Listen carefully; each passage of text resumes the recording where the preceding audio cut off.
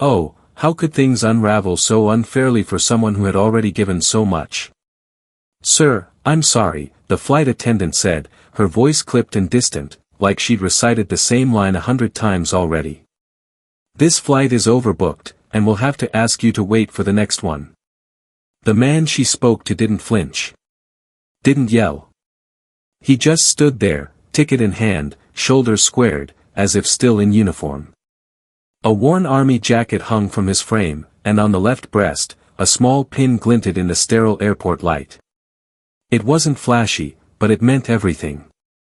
That little piece of metal had braved the bitter cold of Korea, and now it stood witness to another silent battle. He had booked this flight weeks in advance, eager to be there for the one person who still called him Grandpa. His granddaughter. His world. Tomorrow was her graduation. And he had promised, oh, he had promised, he would be there. She had no one else. Welcome to Heartfelt Gratitude Stories, where tales of compassion and kindness are told. Let's uncover what really happened. People bustled past, eyes locked on phones, suitcases dragging behind them like tired pets. No one stopped. No one saw him. Until a quiet voice behind him sliced through the murmur like a warm blade. That's not how you treat people. Just 6 words. But they changed everything. They cracked open the apathy of the crowd and let the light of decency in. Walter Jenkins, 76 years old, shifted his weight slightly, the wooden cane creaking under the burden of both time and pride. He knew patience. He'd lived in the quiet spaces between explosions. He had waited for rescue, for rations, for morning after another freezing night. But waiting now, when every second was a thread unraveling the promise he'd made, this was different. His fingers curled around the boarding pass like it was sacred. And maybe it was. His granddaughter had cried when she sent him the ticket confirmation. "You'll be there, right, Grandpa?" she had whispered. And he had said yes, without hesitation. He stepped up to the counter when it was finally his turn. Samantha Rivers, the flight agent, didn't meet his eyes. She took the pass like it was just another piece of paper. Just another man. "Good morning, sir," she said in a tone that barely registered as human warmth. "Morning, miss," Walter replied, the words touched with the kind of courtesy that belongs to another era. The scanner beeped. But not the happy kind. The kind that says error. The kind that pulls the rug out from under a man who has already stood through a lifetime of battles. "I'm sorry, sir," Samantha said. "This flight is overbooked." Walter blinked. "Overbooked," he repeated, tasting the word like ash. "But I have a ticket." "I understand," she replied, lips pressed into a professional frown, "but we have priority passengers." His knuckles turned white on the cane. "I'm not asking for special treatment. Just the seat I paid for." "I'm sorry," she said again. "Please step aside." Step aside. Was that all he was now? An inconvenience to shuffle to the margins? Still, Walter didn't cause a scene. He never did. He had fought in a war without asking for medals, carried scars no one saw. Even now, he wouldn't make a fuss. "I need to be there for my granddaughter," he said quietly, barely a whisper. But Samantha didn't hear. Or didn't want to. She turned back to her screen. He stepped back, a slow retreat. Not of surrender, but of dignity. He wouldn't give them the satisfaction of seeing him break. Then came the voice. "Excuse me." A man, maybe in his late 20s, stepped out of line. Brown hair, business suit, a leather satchel slung over one shoulder. "He has a ticket. Doesn't that mean he gets a seat?" Samantha looked up, blinking like she'd been pulled from a trance. "Sir, I understand your concern." "No, I don't think you do," the man said, jaw clenched. "That man paid for his seat. You can't just erase him like he's nothing." Walter turned slightly, caught the stranger's eye, and gave a faint smile. "Thank you, son," he said. But I don't want to cause a problem. Alex Morgan, age 28, shook his head. You're not the problem. This is. Samantha's voice tightened. Sir, please don't interfere. Alex's voice didn't rise, but it deepened with conviction. You're not following policy. You're hiding behind it. More people started to glance over. Just a few. But eyes were lifting from screens. Walter tried to defuse the moment. She's the only family I have, he said, barely loud enough to hear. She's been through a lot. I just want to be there. Still, the line inched forward. A toddler giggled nearby. Someone's ringtone chirped. Life, indifferent, moved on. Alex looked from Walter to Samantha and back again. Then he said something simple. Something true. This isn't right. And it matters that we say so. Samantha inhaled sharply. Sir, if you don't step back. I'd like to speak to a supervisor, Alex said, firm. Please. That word, please, rang louder than any demand. Samantha hesitated. The script she lived by didn't prepare her for resistance wrapped in calm courage. She stepped away to make a call. Walter stood still. The world swirled around him, but he seemed rooted in a place beyond it. His eyes drifted to the window, where a jet inched along the runway like a silver promise. I was in Korea, he said softly. 1951, the winters were brutal. But what hurt most wasn't the cold, it was watching people lose hope. Alex swallowed hard. He hadn't expected a story. And certainly not one that hit like that. You learn not to choose your battles, Walter continued. They find you. And you stand. Alex nodded. Then I guess it's our turn to stand with you. And suddenly, the silence broke. A middle-aged woman stepped forward. He can have my seat, she said. Her voice wobbled, but her eyes didn't. I can wait. Then a teenager raised her hand. Me too. I don't mind. It spread like wildfire. Not anger. Not outrage. But decency. Kindness. Honor. By the time the supervisor arrived, there was nothing left to decide. The crowd had done it for him. Walter's name was called. His seat was confirmed. Gate open. But more than that, his presence had shifted something. What started as one man's quiet sorrow became a ripple of compassion that filled the terminal like light breaking through fog. As Walter boarded, he paused, turning back to Alex. You remind me of my grandson, he said, eyes shimmering. He would have done the same. Alex smiled, heart full. Then I'm honored. The old soldier disappeared down the jet bridge. But something stayed behind, an invisible flag raised high above indifference. And that moment, oh that moment, wasn't just about a seat on a plane. It was about standing up when no one else does. It was about reminding the world that dignity has no expiration date. And it was about one truth that still echoes in every quiet airport, every forgotten line. Sometimes the smallest act of respect changes everything. Alex didn't know what to say. What could he say after hearing the weight in Walter's voice? He only nodded, letting the silence speak volumes. It wasn't just awkward quiet, it was the kind of silence that wrapped around you, heavy with things left unsaid. And everyone nearby could feel it. Some passengers shifted, casting quick glances before quickly pretending to look away. Others clenched their bags a little tighter, their discomfort bubbling just beneath the surface. Then Samantha returned. Her steps were brisk, and her expression was perfectly neutral, the kind of mask you wear when you've been trained to be unfazed by human emotions. But her voice? It was sharp, almost cold.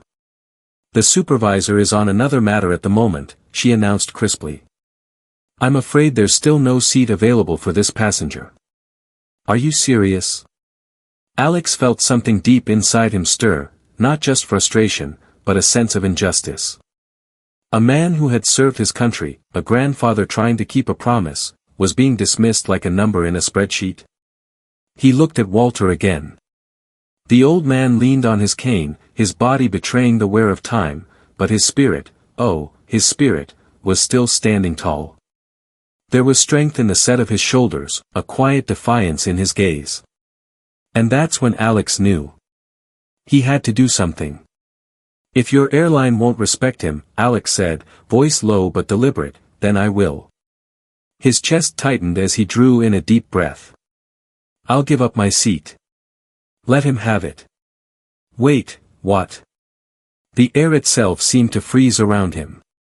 Heads turned. Murmurs rippled like waves through the crowd.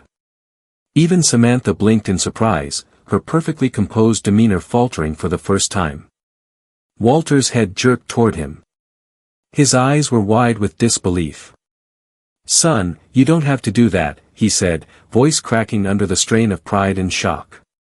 But Alex didn't waver. I do, he replied gently. Because someone needs to remember what's right. In that instant, time slowed. The clack of heels against tile, the whir of suitcase wheels, even the robotic airport announcement seemed to fade into the background. All that remained was one powerful truth. One young man was giving up his place for someone who had earned far more than a seat. He'd earned the respect of a nation. Walter stood a little taller, his spine straightening despite the years pressing against him. Was that hope flickering in his eyes? A sense of being seen, not just as an old man with a cane, but as a human being whose story still mattered. Alex met Samantha's eyes, calm and unwavering. I'll wait for another flight. He's waited long enough. Walter smiled. It wasn't a grin or a beaming expression, no, it was something softer, more real. A worn, humble smile that said thank you louder than words ever could. The crowd remained silent, almost reverent.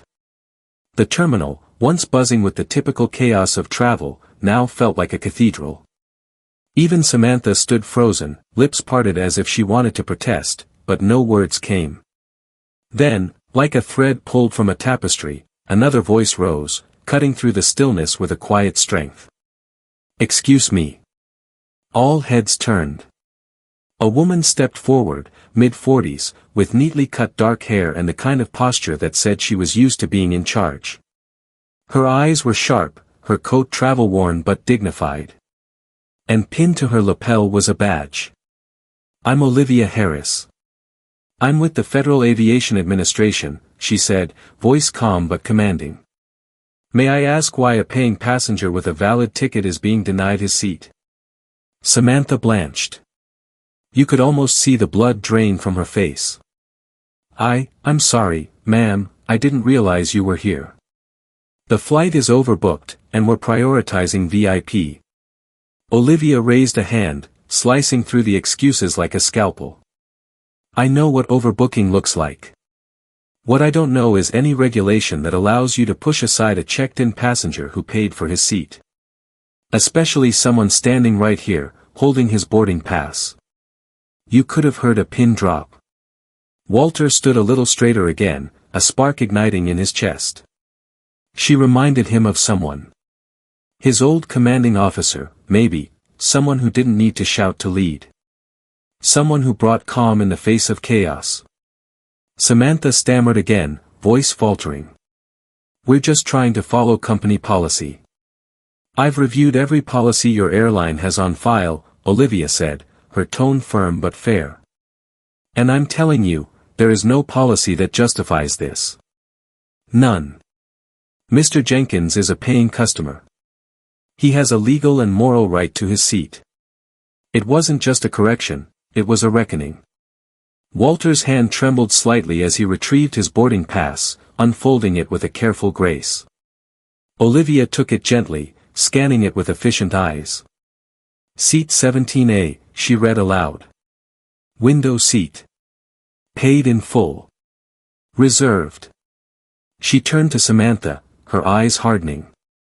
I want this documented. I want a full report filed. And I want him on this flight. Now. Samantha's cheeks turned a deep crimson. Yes, ma'am, she whispered.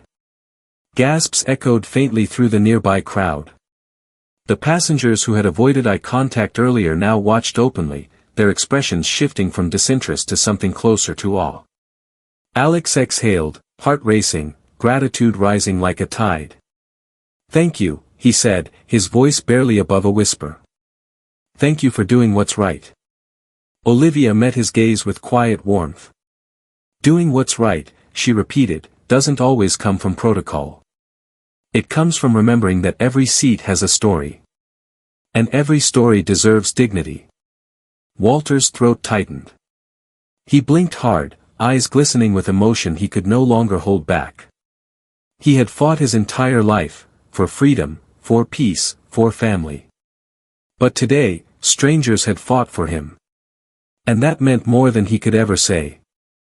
Samantha, now pale and humbled, turned to her computer and began typing, her fingers moving quickly. Olivia, calm as ever, turned back to Walter. "Mr. Jenkins, you'll be on this flight. I'll see to it personally." Walter nodded, swallowing hard. "I wasn't sure anyone would see me today." Alex stepped closer and laid a gentle hand on his shoulder. "They see you now. I see you." Walter's lips trembled, then broke into another smile, this one a little wider, a little brighter. The kind of smile that said, "Maybe the world hasn't forgotten me after all." Then Olivia turned to the growing group of passengers. "There was a misunderstanding," she explained with grace.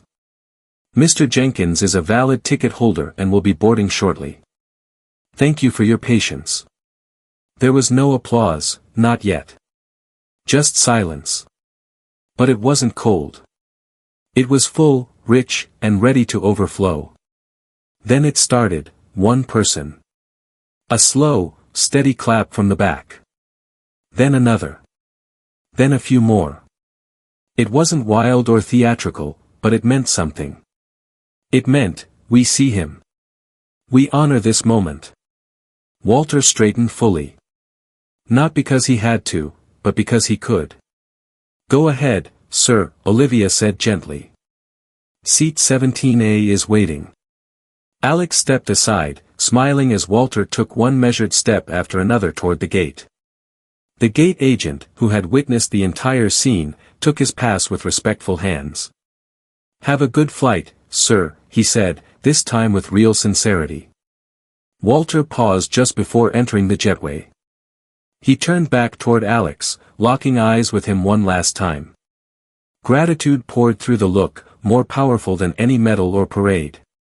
And then, he was gone. Down the tunnel. Off to keep a promise. As the last of the clapping faded, Alex turned to Olivia.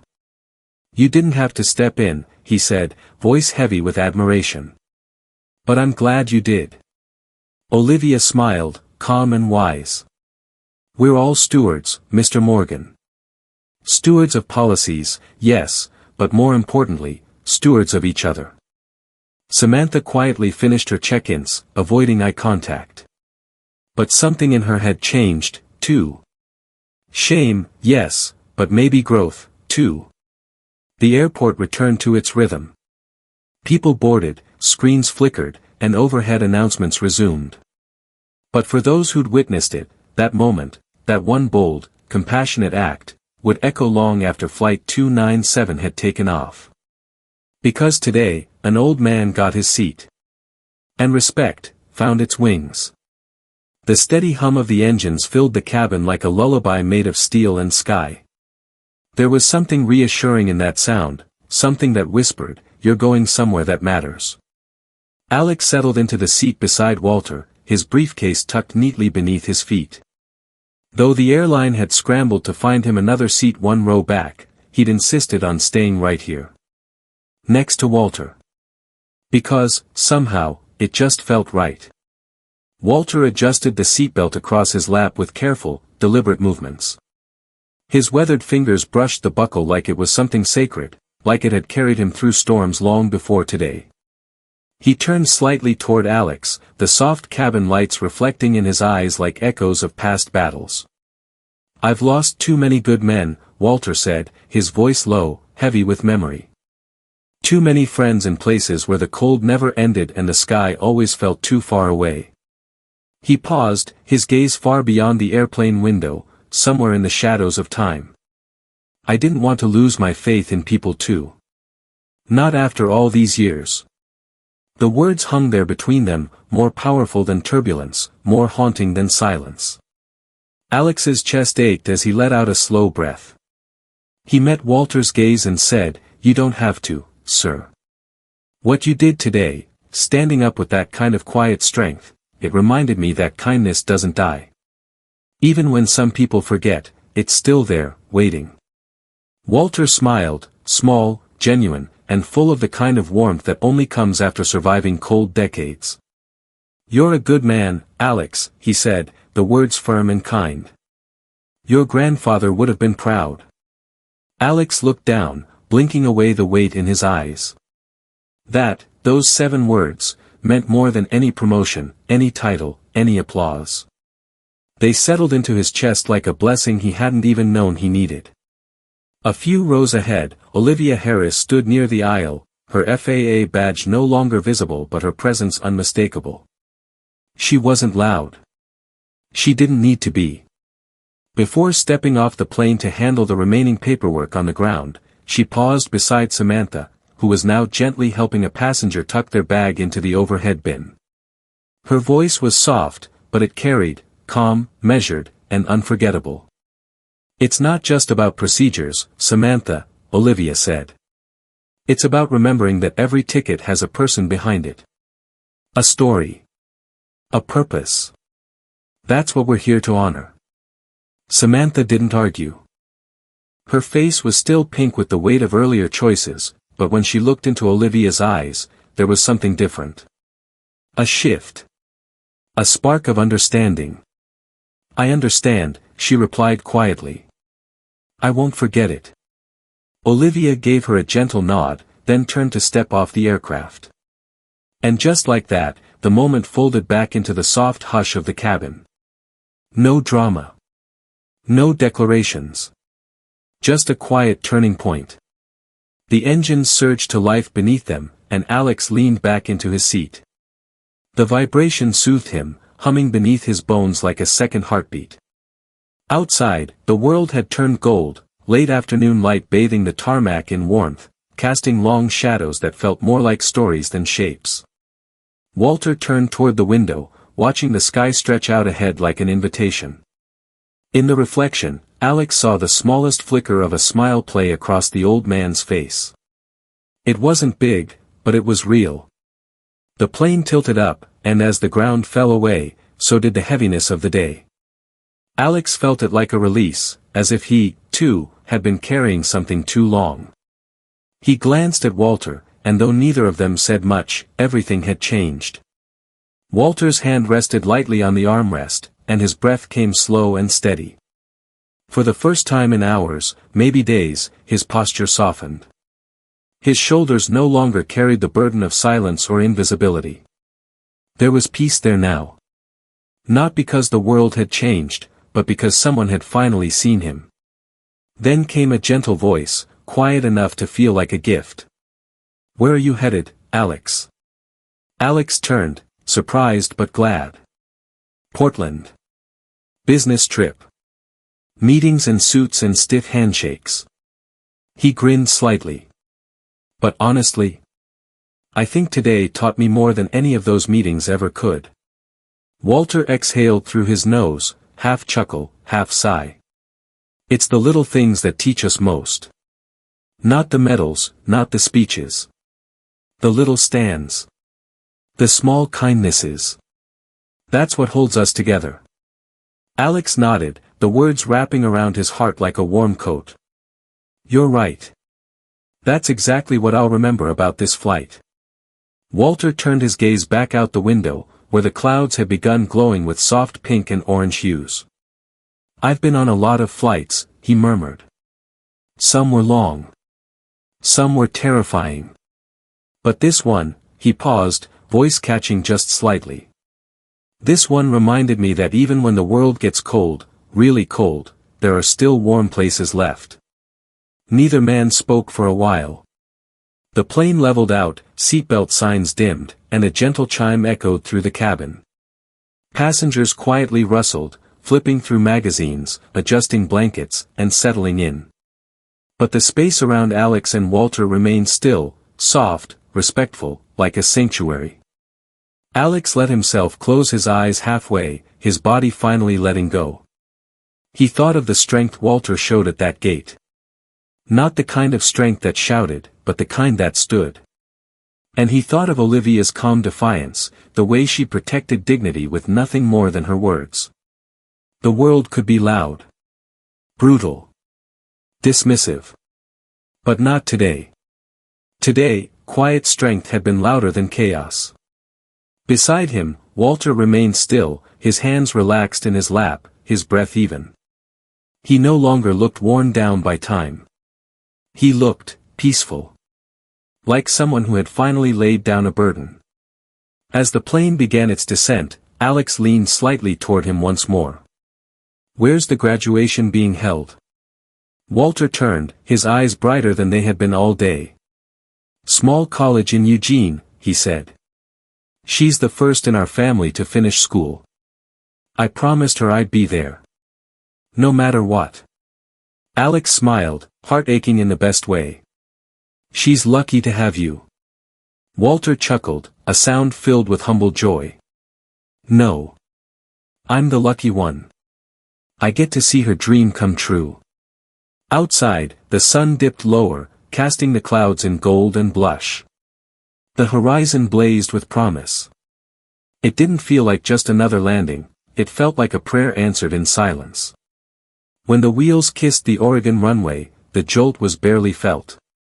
Walter closed his eyes and breathed in deeply, like someone arriving not just in a place, but in a truth. Alex waited as the plane slowed, then turned to him with warmth in his voice. "Take care of yourself, sir.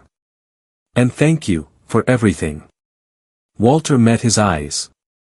"Thank you, Alex," he replied, voice gentle but full of power. "For reminding me that kindness never really dies. It just waits for someone brave enough to bring it back." The aisle filled with the familiar shuffle, stretching limbs, grabbing bags, soft chatter.